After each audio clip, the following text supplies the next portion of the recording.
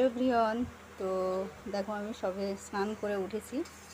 তো এখন মানে আমার ছেলে মেয়ে খাচ্ছে দুপুরের লাঞ্চ হয়েছে আজকে পাস্তা।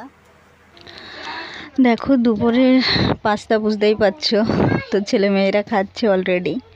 আর যেহেতু আমি একদম সিম্পলভাবে করেছি, যেহেতু আমার মানে বাবু মানে ছেলে ও ফুটবলে প্র্যাকটিসে আছে, তো ওর জন্যে পুরো হেলদি কিছু আমাকে বানাতে হয় এমনি প্রায় আর প্রত্যেকটা সময়।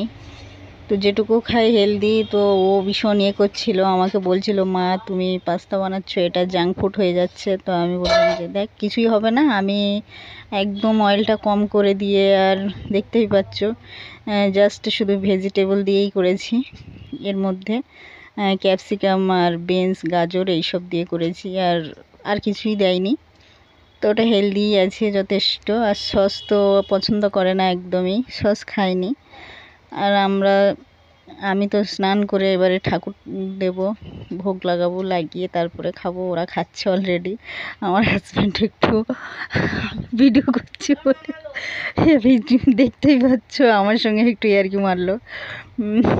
আর মেয়ে বলছে মা খুব ভালো লেগেছে, ও হেলদি খেতে খুব ভালোবাসে। তো এভাবেই চলছে খাওয়া দাওয়া। তো লাঞ্চে দেখো আমরা এই